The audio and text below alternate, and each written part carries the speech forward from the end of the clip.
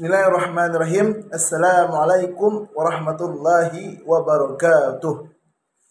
Alhamdulillahi rabbil alamin. Assalatu wassalamu ala asrafil anbiya'i wa mursalin wa ala alihi washabihi ajmain. Amma ba'd.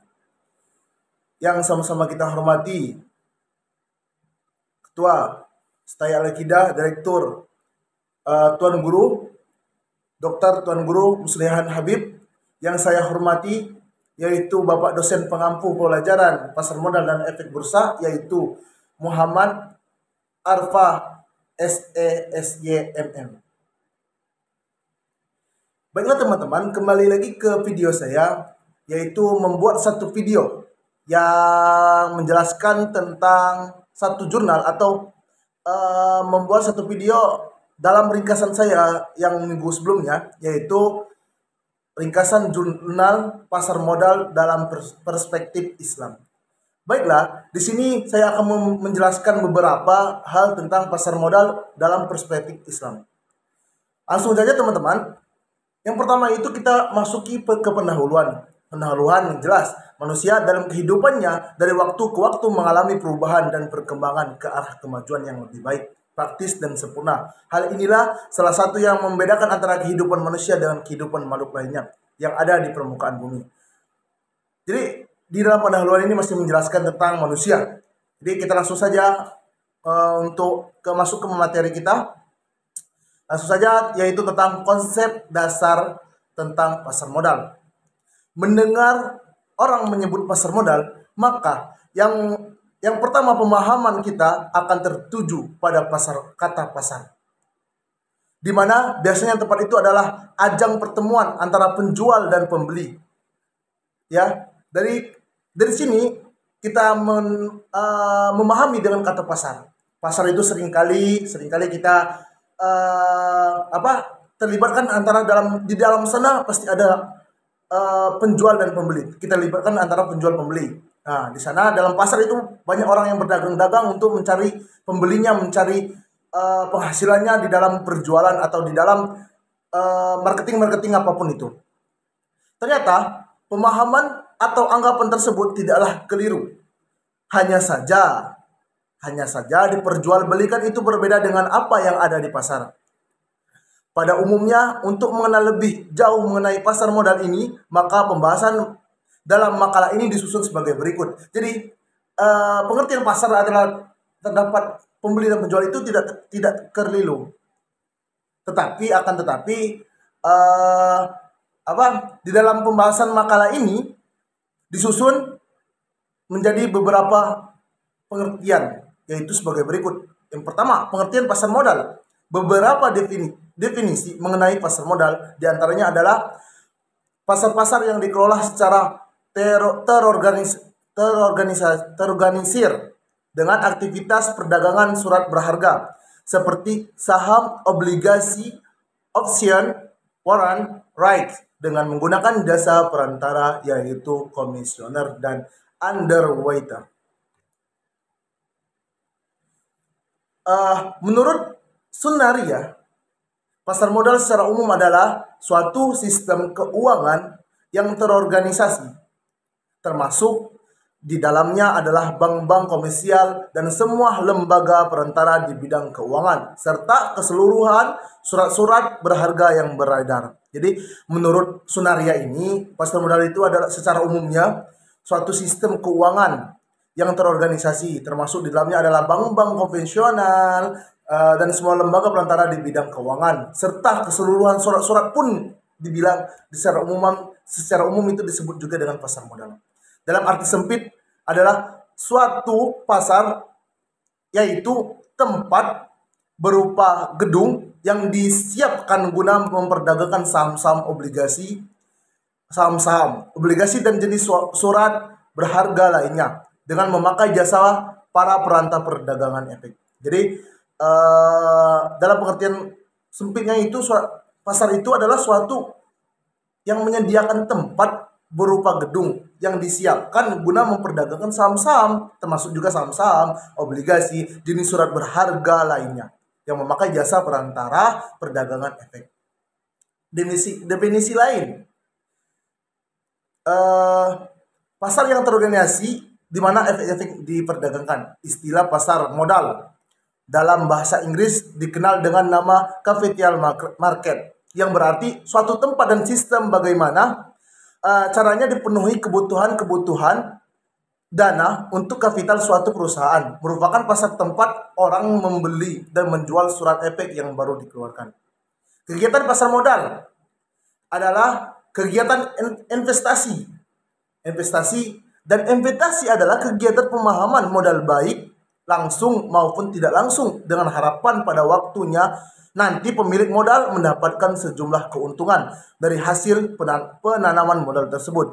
Jadi kegiatan pasar modal ini adalah kegiatan investasi, yang mana investasi adalah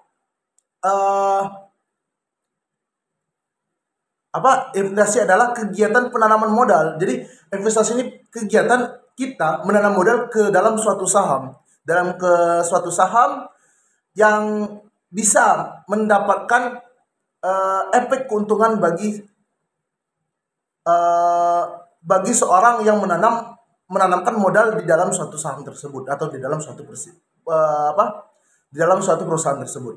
Investasi di pasar modal mempunyai spesifikasi, walaupun dalam prinsipnya sama dengan investasi di bidang lain. Investasi pada pasar modal di samping diperlukan pengetahuan yang cukup, juga pengalaman dan naluri bisnis untuk menganalisis efek atau surat berharga yang akan dibeli dan yang sudah waktunya untuk dijual. Jadi sebelum kalian memasuki dalam investasi dalam suatu pasar modal, kalian harus memahaminya, kapan harus dibeli dan kapan harus dijual. Begitu. Pengertian pasar modal berdasarkan keputusan Presiden nomor 52 tahun 1976 tentang pasar modal menyebutkan bahwa pasar modal adalah bursa efek.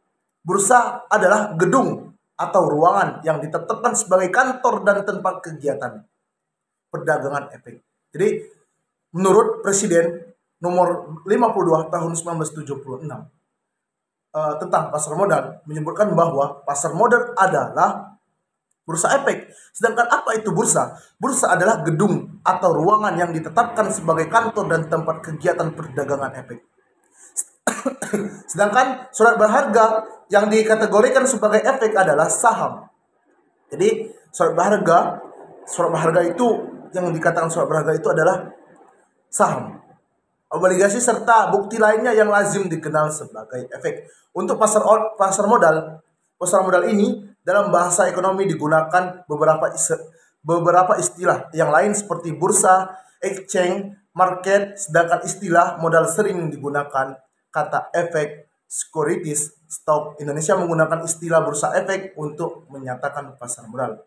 Dari beberapa definisi yang dikemukakan di atas, nampak bahwa pasar modal atau lebih dikenal dengan nama bursa efek itu adalah salah satu bentuk jual beli yang di dalamnya terkait beberapa unsur, yaitu tempat dan lokasi pertemuan antara pihak emiten dan investor atau bursa, organ badan yang akan mengadakan transaksi, emiten dan investor, dan objek yang menjadi bahan transaksi efek.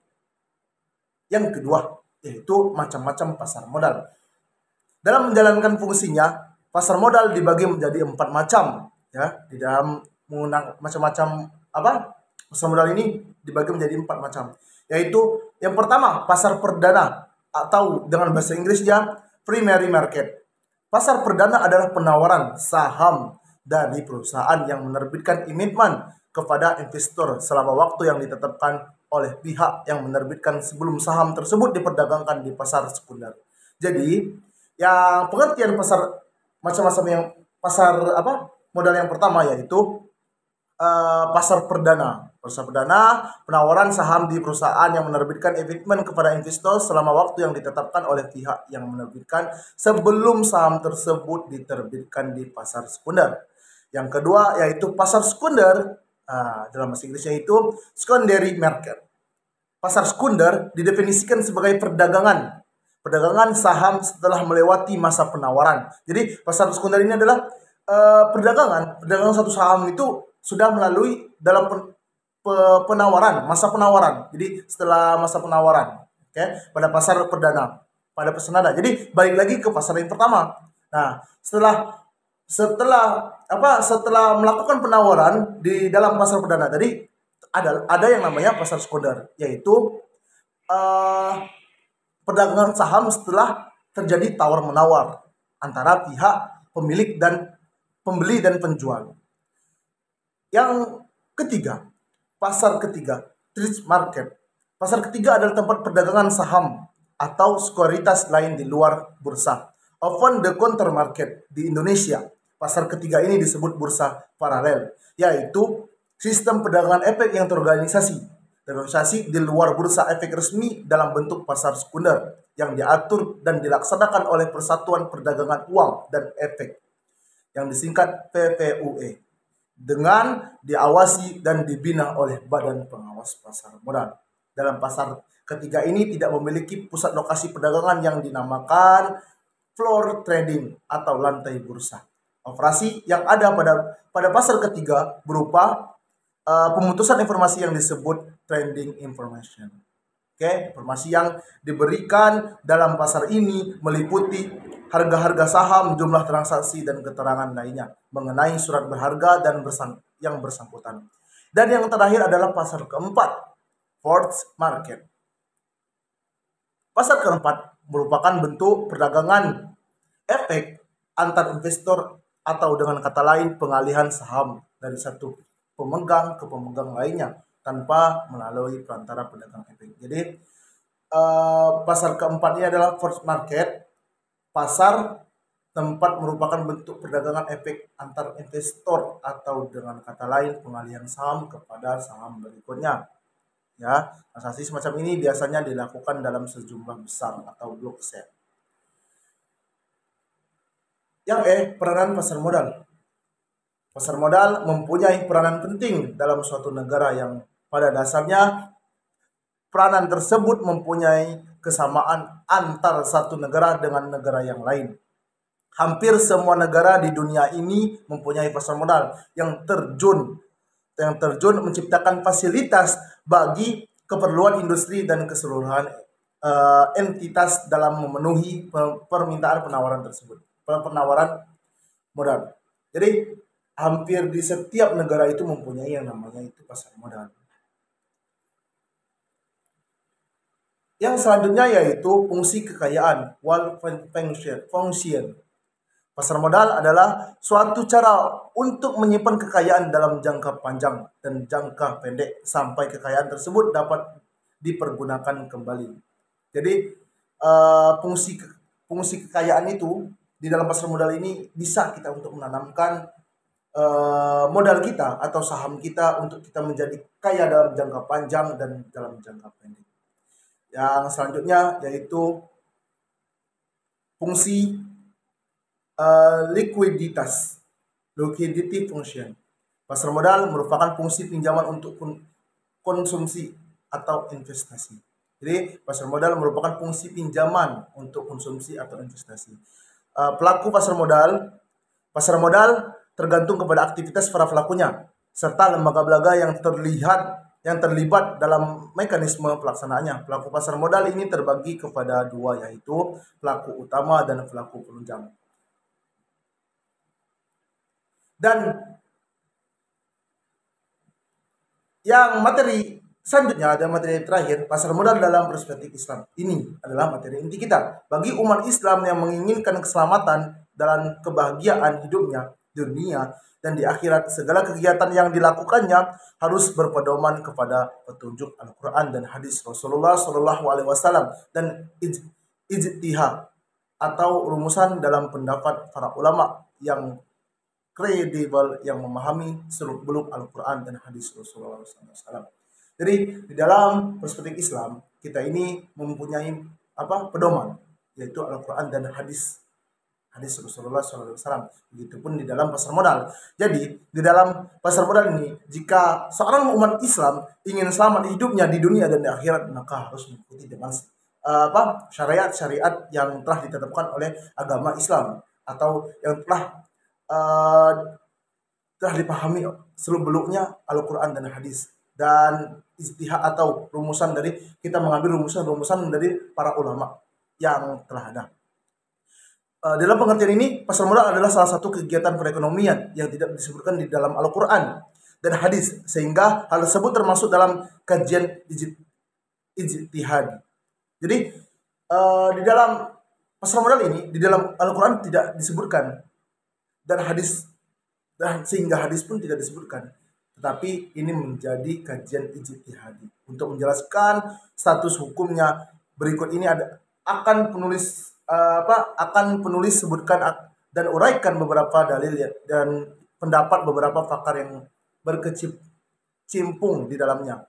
Pasar modal sesuai dengan namanya merupakan kegiatan transaksi jual beli yang seharusnya mengikuti ketentuan syariah. Tidak ada paksaan, tidak ada penipuan, ketidakpastian sesuatu yang dijual sebagainya. Di dalam Al-Quran Allah mengingatkan antara lain dan dalam surah An-Nisa ayat 29 Allah mengingatkan, hai orang-orang yang beriman, janganlah kamu saling memakan harta sesamamu dengan jalan yang batil, kecuali dengan jalan perniagaan yang berlaku dengan suka sama-sama suka di antara kamu. Dalam sebuah hadis dari Abu Hurairah disebutkan Rasulullah SAW mencegah jual beli dengan lontaran batu kecil dan yang mengandung unsur penipuan. Jadi di dalam aspek Islam ini telah dijelaskan juga di dalam surat An-Nisa ayat 29, yang mana di sini Allah melarang untuk di dalam memakan harta sesamamu, dalam memakan harta sesamamu dengan jalan yang batil, kecuali jalan perniagaan yang berlaku dengan suka sama suka. Jadi kita di dalam jual beli ini, di dalam jual beli kita harus memiliki unsur sama-sama suka, sama-sama menghargai, sama-sama setuju dengan apa yang ditawarkan dan apa yang ingin dibeli dengan sesuai harga yang disepakati. Itu di dalam perspektif Islam. Baiklah teman-teman, mungkin sedikit ini materi yang saya akan sampaikan. Apabila ada kekurangannya dan apabila ada kesalahannya yang sangat banyak ini, saya ucapkan mohon maaf beribu-ribu maaf, karena saya adalah manusia biasa, tidak luput dari kesalahan. Jadi kalau memang ada kritik dan saran, boleh disampaikan di dalam komentar. Baiklah teman-teman, untuk menutup video yang saya sampaikan, lebih dan kurangnya saya mohon maaf. Kepada Allah marilah kita memohon ampun. Wabillahi taufiq wal hidayah. Wassalamualaikum warahmatullahi